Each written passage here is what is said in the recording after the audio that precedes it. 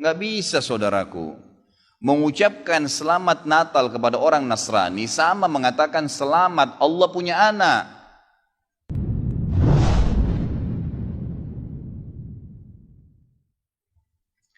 Beberapa teman menganggap mengucapkan Natal boleh-boleh saja. Ketika diberitahu bahwasanya itu dilarang, mereka tetap berdalih bahwa itu boleh-boleh saja untuk menjaga hubungan dengan sama muslim. Bagaimana cara meyakinkan mereka bahwa hal ini dilarang dalam Islam, sementara saya sendiri memiliki keterbatasan dalam memberikan jawaban kepada teman-teman. Berkaitan dengan dua pertanyaan di atas, apakah kita berdosa jika membiarkan hal tersebut? Misal ketika ada teman muslim yang menganggap mengucap selamat Natal boleh, kita hanya diam saja. Tentu nggak boleh ya, itu harus ingkar mungkar. Orang-orang muslim yang mengatakan bahwasanya boleh saja mengucapkan selamat Natal, saya berani sumpah ikhwah, orang ini tidak punya ilmu agama dan imannya masih sangat tipis. Nggak bisa saudaraku, mengucapkan selamat Natal kepada orang Nasrani sama mengatakan selamat Allah punya anak. Bagaimana bisa Anda berani ya, mengatakan Allah punya anak? Itu kalimat yang sangat berat, ya kan gitu. Tidak boleh. Allah Subhanahu wa taala itu la syarikalah, tidak ada sekutu baginya. Lam yalid wa lam yulad, tidak beranak dan tidak diperanakkan. Dan Allah Subhanahu wa taala telah mengkafirkan orang-orang Nasrani dalam surah Al-Maidah, a'udzubillahi minasyaitonir rajim, laqad kafara alladziina qalu innallaha tsalitsu tsalatsa. Allah telah kafir orang-orang Nasrani yang mengatakan trinitas. Nggak boleh. Ngucapin selamat berarti selamat atas keyakinan kalian yang Allah sudah cap mereka kafir dengan itu.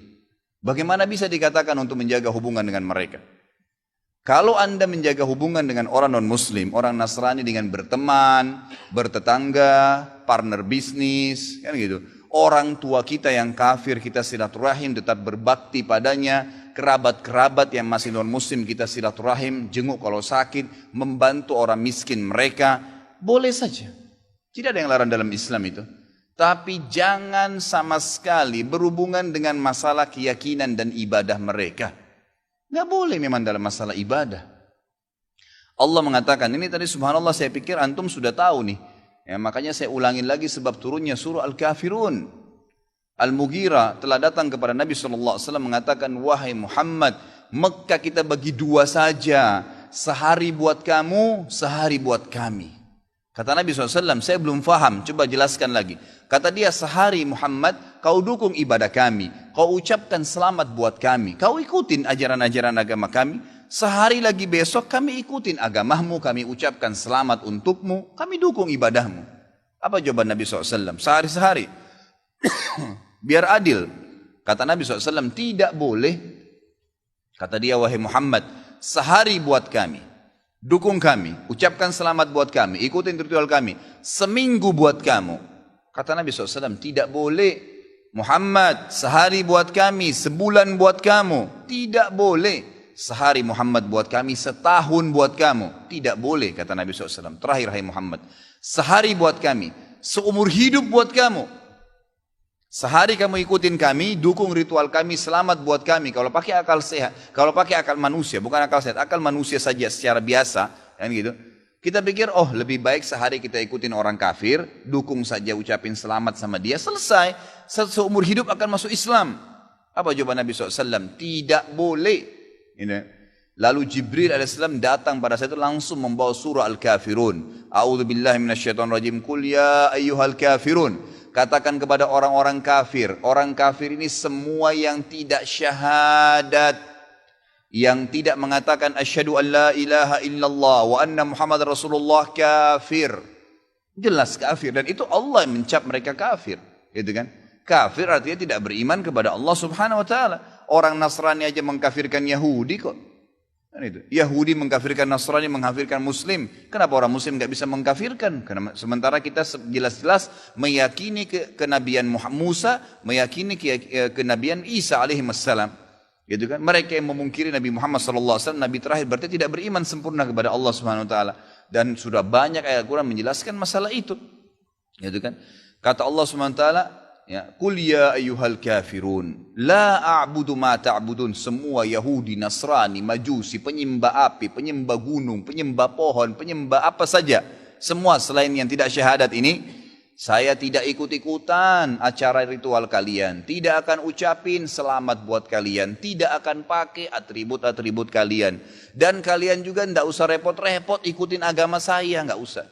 Kita nggak butuh Nasrani. Saya tanya, pada saat sholat Idul Fitri, ada orang Nasrani ikut-ikutan? Idul Adha, gitu kan? Mereka berurus dengan agamanya sendiri. Kenapa orang Muslim pusing dengan acara ritualnya orang lain? Diulangi lagi. Ya, setelah dikatakan kalian tidak usah ikut-ikutan, saya tidak usah ikut-ikutan juga, diulangi lagi. Wala antum ma'budun ma'bud, wala ana 'abidun ma'abadtum, wala antum ma'budun. 2 kali diulangi. Dan saya tidak akan ikut-ikutan, kalian juga tidak usah ikut-ikutan. Terus begitu. Terakhir dikatakan oleh Allah, lakum dinukum waliyadin. Kalian punya agama, saya juga punya agama. Titik, selesai. Gitu kan? Emang sudah begitu. Kalau Anda bilang, oh itu cuma kata-kata, nggak masalah. Kata-kata bisa membuat Anda murtad, saudaraku, bisa masuk neraka. Gitu kan? Sadarkah Anda dengan satu kalimat, Anda kalau mengatakan satu kalimat sekarang, semenit kemudian kalau Anda yakin dalam hati bisa masuk neraka kalau meninggal? Kalau Anda mengatakan saya murtad, memang dari hati mau keluar dari Islam, semenit kemudian dicabut ruhnya oleh malaikat maut, masuk neraka. Kalimat, kata-kata. Bahaya tuh, gitu kan? Mungkin teman-teman juga sudah tahu yang dialog antara Muslim sama Nasrani di Amerika. Si Nasrani mengatakan, kenapa kau tidak ucapkan kalimat Natal, selamat Natal buat saya? Kata si Muslim, ya kata si Nasrani, itu kan cuma kata-kata. Kata si Muslim, kenapa, apa kau sudah syahadat? Si Nasrani bilang, enggak. Kenapa kau enggak syahadat? Dia bilang, kalau saya syahadat, saya tinggalin agama saya. Kata si Muslim, itu kan juga cuma kata-kata. Sama, gitu kan? Jadi enggak boleh. Tapi hal-hal yang ditoleransikan dalam agama silahkan. Tadi saya bilang berteman, bertetangga, silakan, tapi jangan dukung masalah ibadahnya. Nggak boleh. Sampai pernah ditanya kepada Syekh Bimbas, apa hukumnya orang-orang, mohon maaf ini teman-teman kita, semoga Allah berikan hidayah yang belum tahu, yang menjadi security menjaga gereja misalnya, atau orang-orang yang menjadi tukang parkirnya karena lagi banyak mobil, halalkah pendapatannya? Bolehkah itu? Fatwa ulama tidak boleh. Karena ada hadis Nabi SAW yang berbunyi, kalau ahli kitab, khusus Yahudi dan Nasrani terutama, kalau mereka sedang beribadah di tempat ibadah mereka, jauhilah, karena laknat Allah sedang turun. Hadis Nabi SAW. Kenapa nggak bisa cari rezeki di tempat lain? Subhanallah, rezeki itu sudah dibagi oleh Allah SWT. Hati-hati saudaraku, gitu kan? Jadi orang yang mengatakan seperti ini karena tidak paham agama. Bagaimana bisa dia mengatakan Tuhan punya anak? Gitu kan? Jadi tidak boleh sama sekali ikhwah, yang nggak boleh. Jadi kita harus tahu mana yang boleh dan mana yang tidak boleh. Dan Anda wajib ingkar mungkar. Ingatkan apa yang saya sampaikan tadi. Kalau juga dia tidak mau dengar, selesai, gugur kewajiban Anda.